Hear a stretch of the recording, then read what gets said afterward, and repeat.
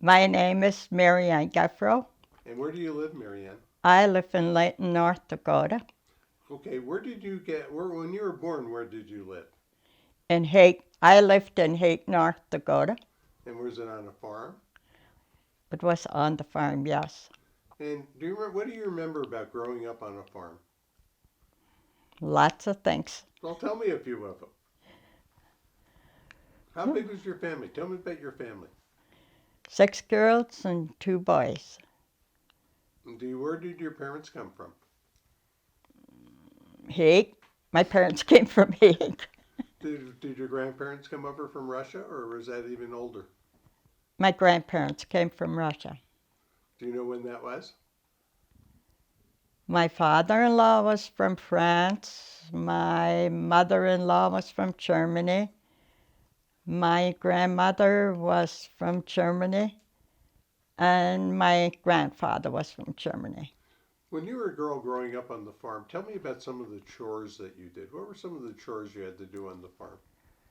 I helped with feeding livestock, feeding chickens, pigs, helped my dad outside because my brothers were way younger, and so I was my dad's helper. And my dad welded trailers for other people, made out of old cars and pickups, and so I would paint them for him, and I learned to weld, to lay a few beads. And what else we do? We milk cows. And then I would also travel with my dad to the coal mines. And he'd haul coal for different people, and he'd go to fire steel, so I'd get to travel along with him and help him unload. So, Now, where did you go to school? Tell me about going to school. Odessa school, country school.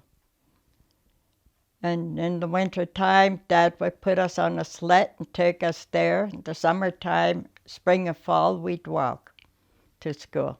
We'd even walk during the winter time if it wasn't storming. So tell me about the country school. How many kids were in the country school, and tell me about your teacher. I don't know how many kids were really there, but we were first grade through 8th grade. And we sixth graders, third graders, when we were third graders, I know we were 11 of us. And then we would draw a lot. So when we would draw, the teacher would say, third graders, and we'd all get up and kneel by the blackboard, right underneath the blackboard. So that spring, we all flunked the third grade.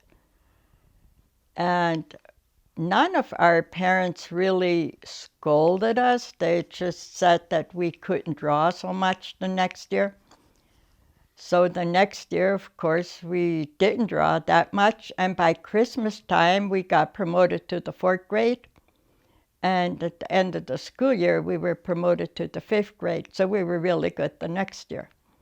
Was that the teacher's fault or your fault? Our fault. And partly the teachers. Because that year, when we were promoted to the 5th grade then, the following year, I had to draw a kitchen cupboard, for a picture of a kitchen cupboard. And he said I could draw the picture of our kitchen cupboard at home. And then he made some for our foyer. We would always help with things like that. And he made little kitchen cupboards for the girls. And he did different things for the guys. But the guys had told me the next year, see, because I was kind of the ringleader for the drawing. And they told me the next year that if we flunk again, because we're all drawing, they're going to hang me in the horse barn out there. And there was ropes out there, so I was really scared that they would hang me. And I had told my dad, and Dad said, child, don't worry. They won't do that. So we did, would go 2 grades that year, and I never had a problem of being hung. Did you go to high school then?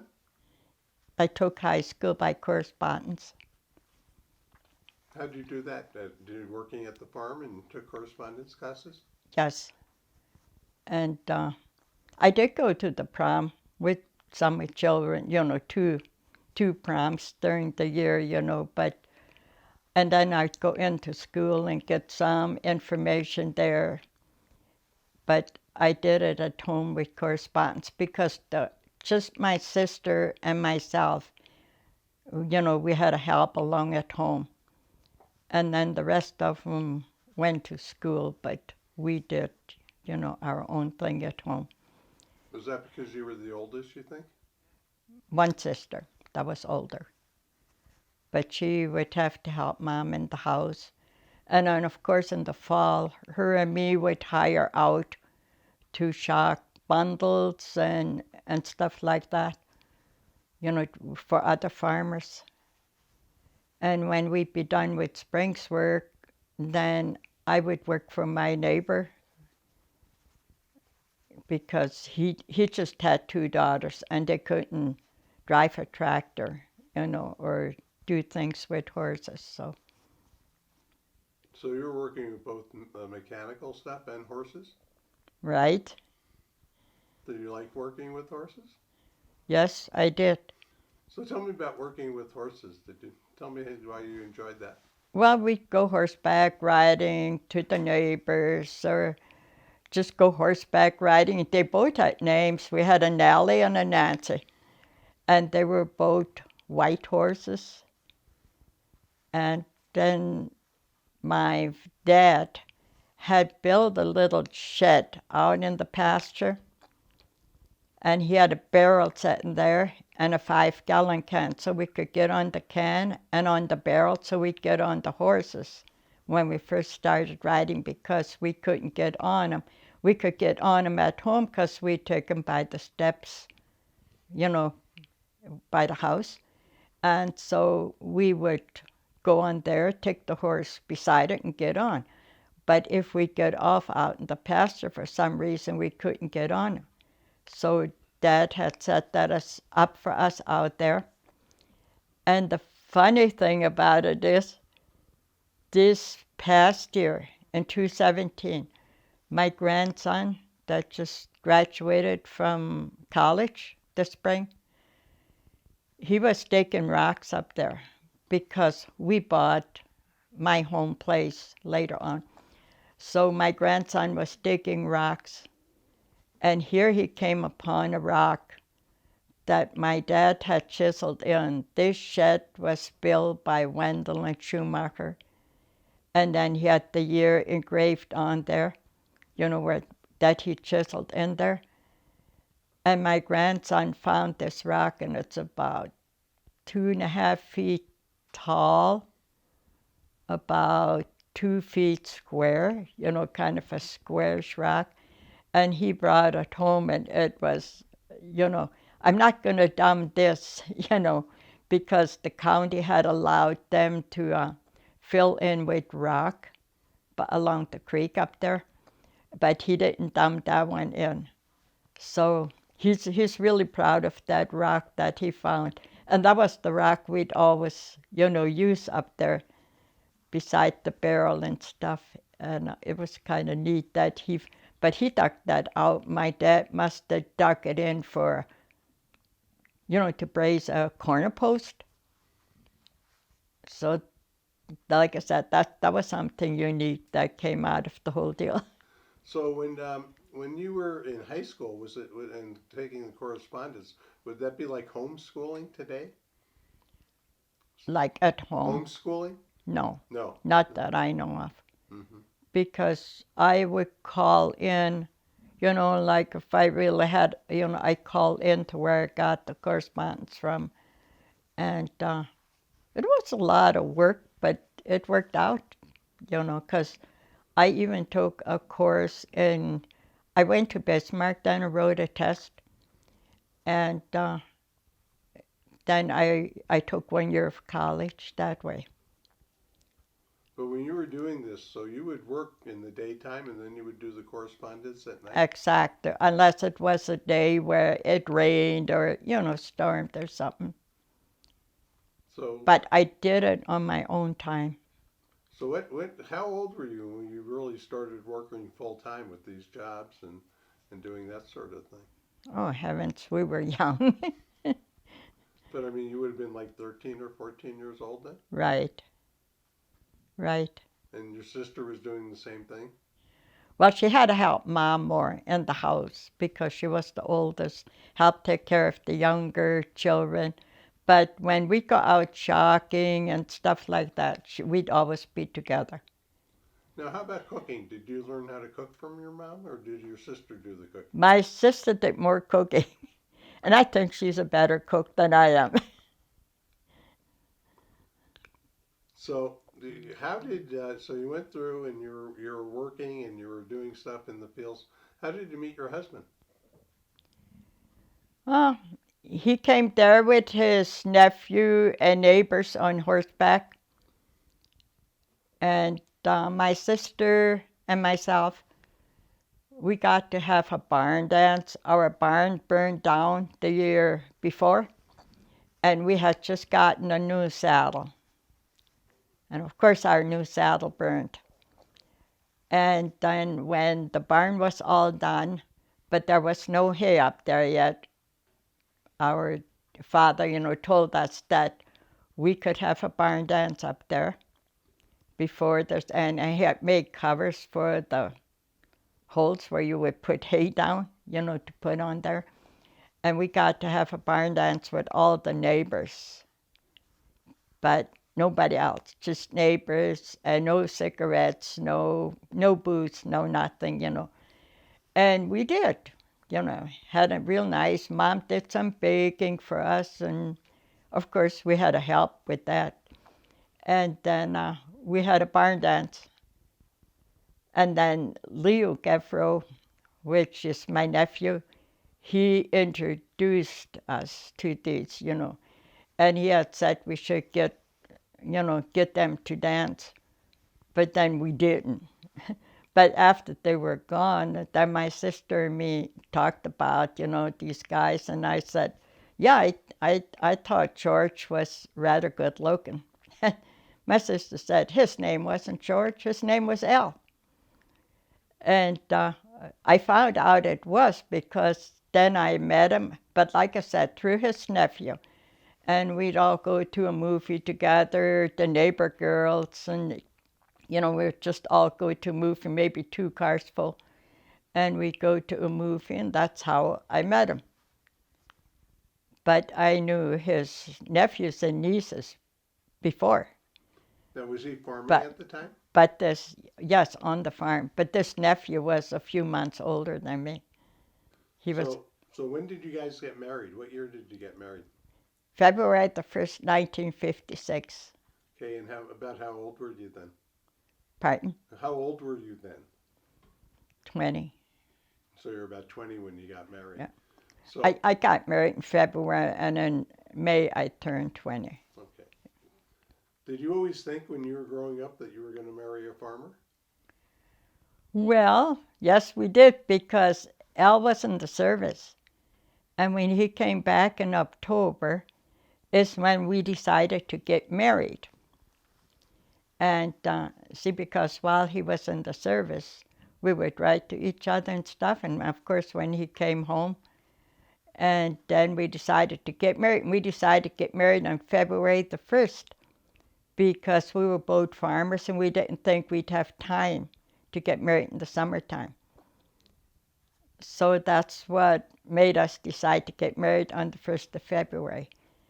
And it stormed that day because my dad had to call the county commissioner on one of the crank phones, called the county commissioner to come and open the road so we could get to church. So what church did you get married in? St. Mary's at Hague. After you got married, you moved to a farm. So tell me about that. Okay, we moved to the farm. I mean, we went to the farm right away. And that one, the farm where we grew up as a married couple then, was 16 miles southeast of Linton. And And what type of farm was it? What it did you? was Al's dad's homestead, his parents' farm. And what type of crops did you grow and livestock did you have? We had livestock. We never milked though. I mean, we just milked a cow for our own use, but we never milked. And then we had grain, wheat, oats, barley, flax, corn. No sunflowers at that time. And then later on, we bought my parents' farm, which was about 7.5, 8 miles southeast of there. And so we added land to it like that and just kept on farming. But how much land did you have? I couldn't even tell you. But our sons had said, Dad, when you retire, we want to take over farming. And so one of them took ag engineering at NDSU at Fargo, and the other one took electrical and mechanical. And they had that all planned, so when they would be farmers, like if I'd ask them what kind of wheat or what kind of soybeans or, Douglas would say, ask Daryl. I don't know. If I would ask anything about my car or electrical, he'd say, ask Douglas, because he wouldn't know. But they had planned it that way that they could farm together. How many children did you have? Me? Yeah. 5. And are all of them involved in agriculture? Yes and no. I mean, they grew up, and all graduated. But my youngest daughter's in Ankeny, Iowa. She works for UPS. And my oldest daughter farms in Strasburg. My 2 other youngest sons farm southeast of Linton. And my oldest son died 5 years ago. So when you were, after you got married and you started on the farm, what type of things did you do on the farm right after you got married? After I got Yeah. married, well, I always did like to work outside more than in the home, in the house. And maybe because of the way I grew up. So I would put in a garden, I'd help in the field. I did something of everything. Like when first his 2 brothers lived with us. And after they moved out, of course, I'd be out in the field helping, I would bale, I'd rake hay, I'd swat, I'd combine, whatever needed to be done. So after you started having children, did you still work out in the field? Yes, I did. As a matter of fact, when my sons, the 2 youngest ones, went to college, all of our children went to school at NDSU. But anyway, when our 2 youngest sons that wanted to farm on the farm, when they would come home on weekends from school, from college, and then they'd say, Mom, are you going to help Dad again this week? Because they thought Al didn't accomplish nothing while they were in school during the week. So one time they said to me, do we have to move fences or something, before we go back? And then I said, no, I just won't help in the field this week. And then they said, no, Ma, please help Dad because he doesn't accomplish much by himself. So I'd help him. But the reason they had said that, we had gotten a new swatter, self-propelled. And my husband taught me how to run it. But he put me on such a bad field to do it. So when I went downhill, whatever I pulled through the swatter too fast, either to the left or to the right. And so I went right into a telephone post. And then I should say an electrical post. It was because it was a chem electric. And then that's why they were talking about moving fences. But Al's nephew said, "No, Uncle Al, you put her on the worst field you have to teach her how." And I really went downhill pretty far. And that's when I lost control of the swatters. I just went right into the electrical pole. It kind of did a lot of damage on it, but I learned. When you were younger and having the babies, would you take them out with you when you're doing things in the field? Yes, I did. I did. And I'd have them on the tractor beside me, because at that time the tractors didn't really all have caps on there, tractor caps. So I'd have them on the tractor beside me. I'd sit them in the pickup so they could watch me, go in the field. And one of my sons that I had on the tractor with me one time, he was so tired, and he'd not, and I was afraid if he'd fall down underneath the wheel. So I took him and put him in the pickup, and he didn't want to stay in the pickup. So I thought, okay, I will, by the time I was on the tractor, I was bailing. So by the time I was on the tractor, he was right there, to come with me. And I thought, okay, so I went to the back of the baler and I pulled some extra baler twine out. I cut it off and took it and tied it onto the loop of his little chains and tied them onto the shifting handle, floor shift, in the pickup. And I had the windows open. I said, I'll be driving just around the pickup, baling. Well, by the time I was on the tractor, he was right behind me, but he had taken his pants off because he was tied to the. So then I decided, well, I cannot take him with you. He's going to fall asleep. He's going to get under the wheel. I'll tie him. He had little high shoes on, so I tied the string around his ankle and tied him on there. And I told him, don't cry. I'm just going to come around the tractor. Well, by the time I came around the first time, he was asleep. So I stopped and opened up the baler twine on his little ankle, closed the door quietly again, got back on the tractor, and I probably baled at least an hour. And then he was sitting by the window and he's waving to me, because I had the windows open. He's waving to me. So I stopped and picked him up again. And as he grew up, he always said, yeah, Ma abused me. But, it was just those things that you had to do because my daughter that works for UPS, she was at home and she stayed with the youngest one, but I didn't think she could watch two of them. So I took one of them with me. And the other two, like my son that died and the oldest daughter, they were, hauling straw bales. The idiot blocks that you lift, and you had to be an idiot to haul them. So is that what people called them? I do. Do you think it was pretty typical though for a farm wife to do what you did, have to take care of the children and work in the field? Is that pretty normal?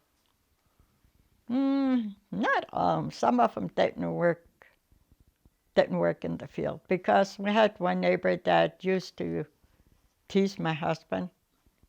He'd say, I'm going to report you. You sleep with your hired help. So, like I said, it was just,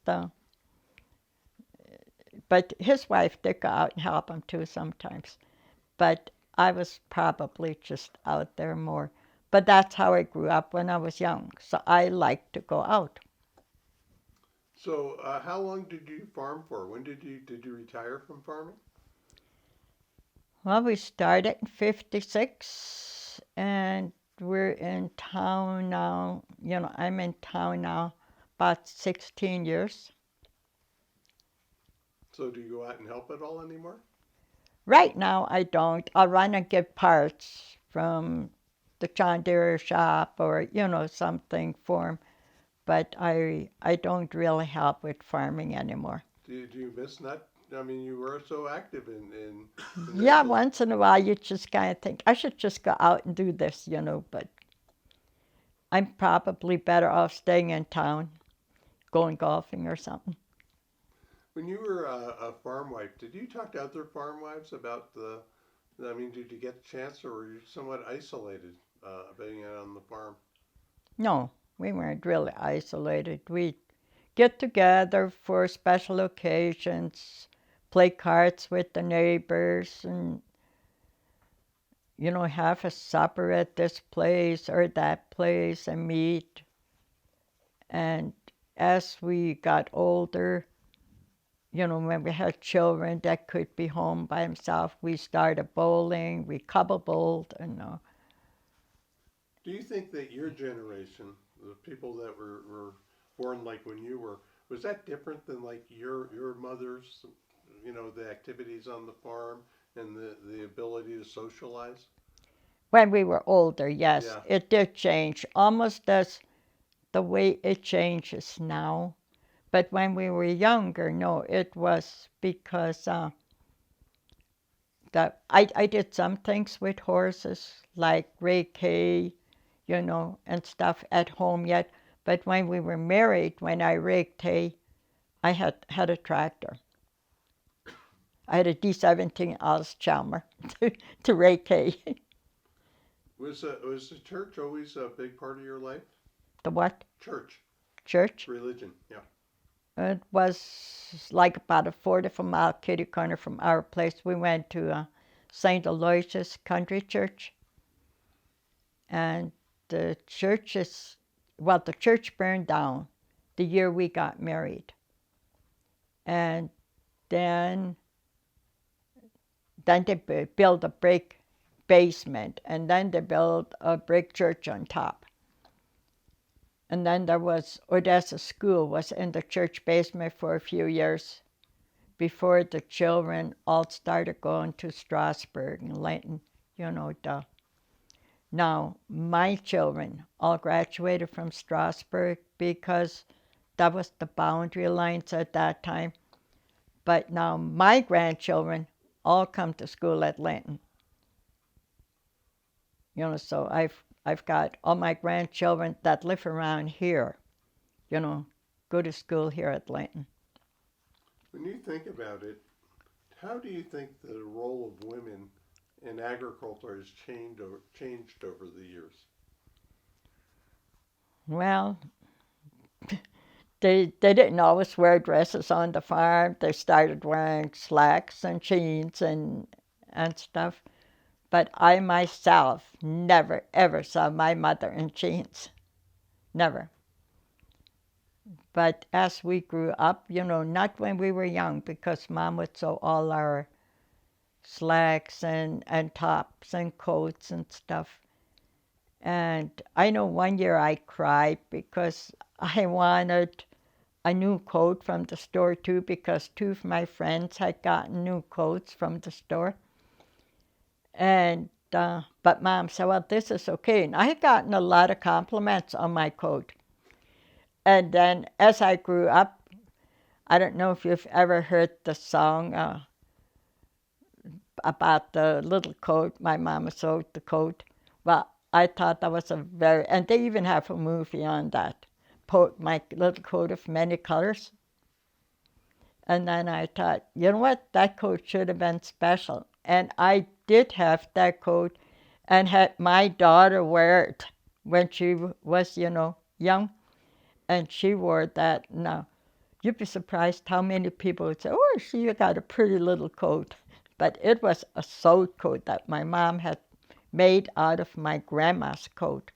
She turned it inside out and had made a coat. So, like I said, my coat of many colors should have been very special, but it was navy and white.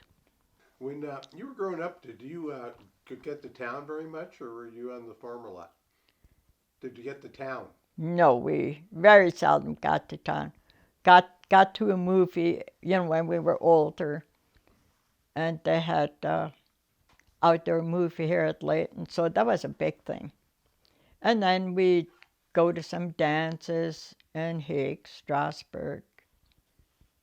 But to tell you the truth, I very, very seldom got to Linton as a child. Mostly, but you got to see people on Sunday, I would imagine, at church. Sundays. Sunday after church, yes, as a matter of fact, once we were married, we used to have some softball games. But even at home, my dad would usually play softball with us on Sundays, and then the neighbor kids would all be there. But he'd always kind of be the chief over everything, you know. But I don't ever remember playing ball, softball or anything, Andy over, Fox and the Goose, whatever, at anybody else's place. It was usually at our place. But then, as we grew up, Mom would always sew, but Dad would go sled riding with us and, do different things. So, but Mom, I don't ever remember her playing, games with us. So, Did generally, on your farm, did you generally take Sundays off from work? yes, yes. Sundays was usually off. That was a day of relaxation, where now they go to church, but then hurry, go do this, do that. It's a little different back then. Different world now. When you think about it, I'm saying a different world now. If one of your granddaughters came to you and said, "I'm thinking of going into farming," what would you tell her about farming and whether it was a good thing to go into, or would you tell her maybe not to go into farming? What do you think about farming? What I would tell her, Yeah, what would you tell her? I would tell her, well, maybe you can find a better job because you work hard in the farm. And I kind of believe that's what I've got a lot of backaches from and stuff. Where if for a young lady, if she wouldn't be farming. But you know what? I've got all my grandchildren. I've got three grandchildren that farm. And I've got one son right now, which has a son that just graduated from NDSU. And guess what? He went to school for agriculture. So he's going to be farming. And their wives better be, once they get married, they better have wives that like to be on the farm. Of course, they could go into town and work too, because the one that was here today, she used to work in the bank down here when they were first married. And but then when she had her third child, and then she stayed at home because they started school, the oldest one, so she just kind of stayed at home until the children are grown up, she always said. So her youngest is now a second grader. Do you think it's difficult for young people to start in farming today? Is it hard to get into the business? If they don't get help from their parents, yes. I would say without help from a parent, they won't be able to start farming. And even with help from their parents, do you find that a lot of times the woman has to work outside of the home? Yes, especially when they start, farming. So how about you? When you said it's time for me to retire, and you were farmers all your life, how does someone like you retire? What do you have to retire on? What I had to retire on. Well, I still do a lot of things I did in the farm. I do canning and, you know, I was thinking just financially though for a farmer if they want to retire and their children want to take over the farm. What type of situation? How do you make that work? how do you make it work? Well, you just help them get started, to help them out, do this for them, do that for them, and I've got 2 sons, 1 daughter farming, and my daughter's 2 sons both farm. And then her daughter, she's got 3 daughters. And one is a nurse, and they all 3 graduated from NDSU too. And her sons graduated from college. But like I said, the sons both farm. And they kind of, like my sons, have 2 houses on the same farm. One at the east side, one at the west side.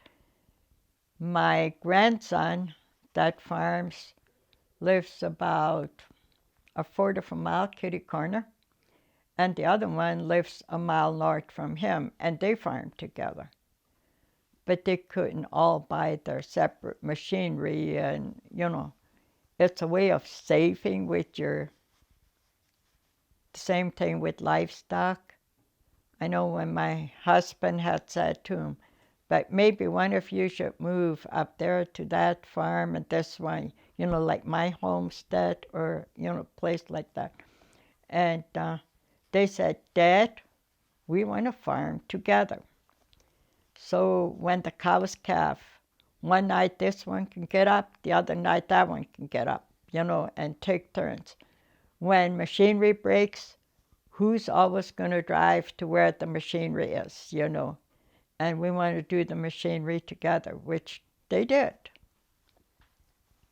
And so they've both been farming. I mean, they started out together and they're farming. And Daryl's oldest son is now graduated from college, so the children are, and his oldest daughter's going to start at NDSU now. When you think back, and this can be whether as a child or as an adult, what was your favorite thing to do on a farm, and what was your least favorite thing to do on the farm? So first of all, what was your favorite thing to do on a farm? Gosh, I don't know. Drive tractors. Once we had tractors, and right in farming. That would have been, or help my dad in the shop. What was your least favorite thing to do? Pig rocks. Did you have a lot of rocks on your farm? Too many. And when we were married, we still picked rocks by hand. And one time, and my children would tell you this, how the one time I said, you forgot one up there on the hill. And of course, I was driving the little tractor, And I said, you forgot one up there on the hill. It's not a rock. I said, it is. So I sent him up to get it. And when he ran up there, when he was almost there, the rabbit took off. So it wasn't the rock, but they always said, Dad, tell Mom not to take her glasses off, because with my glasses I could see better, So they didn't want me to wear my glasses. But then a few years later, we bought a rock picker. And that has been a big thing, the rock picker. What do you think in your years of farming? What do you think is the one thing? It could be technology, it could be something else that made the biggest change for you in farming. Machinery.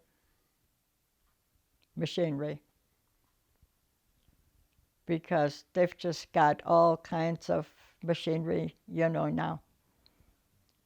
And big machinery. I got a little grandson, the 2nd grade. And he, for a long time didn't believe that I could combine, because he told me that my other grandson, Al, the one that had gone to NDSU, that just graduated, that he's smarter than I am. And I said, no, Grandma is smarter. And he never believed that, because when Al started college, he just couldn't understand why Al has to go to college yet, And then I said to him, well, so he gets smart like Grandma. And he'd say, Grandma, he already knows everything and you don't. So now he's in the 2nd grade, and now I can convince him of things a little bit better. When you were growing up, Did you have electricity when you were growing up when you were a kid on the farm? No, no. My dad had batteries in the shop, and then somehow through these batteries, I really don't know, it must have been hooked up with some wire going to the house, and we could, but not the first years when we were, when we grew up. It was like probably when I was 12, 13 years old, and then we could turn on a light in the house, and we thought we. Had it made. And we had a fridge, an International Harvester fridge, a IH. And we could run that fridge, but then we'd run it at night, and then the next day it would still be cold, so we'd have the milk in there. We wouldn't have to hang it down the water well anymore, because otherwise you put the milk in a bucket and you let the bucket down into the well just far enough so the milk would stay cold down there. And then we didn't have to do that anymore. Then, of course, all of a sudden we got electricity, and then we got a television. Probably, it wasn't as big as your big bright light up there is right now. But, when we had this television, there was a flat wire on there, and you'd have to take foil and pull it up and down on that wire so a picture would come in. And we didn't care what picture came in as long as there was something to watch. It was really a big thrill. And nowadays you can watch television.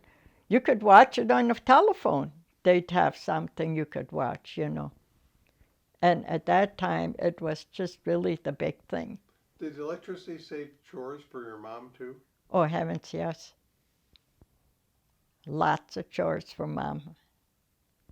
Because before she'd have a washer that a little motor would run, and you'd have to take everything and put it through the wringer and hang the clothes out. And even when we were married, when we got our first automatic washer and dryer, I thought, we're nuts. Why? I can use my other washer. But once I started using it, I loved it. Now I wouldn't go back to the other one. What year do you think it was that you got the electricity to your house when you were a kid? I'd like to say maybe because we got married in 56. So I'd like to say maybe 3 years before that. So after World War II, for sure then. Yes. Yeah. Yes. I think it was about the last 3 years before I got married. So maybe 1952 or something like that? Right. Wow. It was a change. Or when you got telephones that it was party lines, but you were pretty proud of them. But the storm was in 66, the snowstorm, and we had party lines at that time, in 66, because little, the little Welk girl froze to death. She went out and got lost, and she froze. And we called each other on the party line. And then after the storm, my husband, Al, and our neighbor, 2 neighbors, 3 neighbors, they all got on the tractor and got themselves up there to help. And it was a sad thing when they found her. But that was in 66, and I know we had party lines then. So is there anything else that you'd like to talk about? Your life on the farm, being a woman on the farm that we haven't talked about? It was nice, though. Yeah. It was. Would I do it over? I guess I would.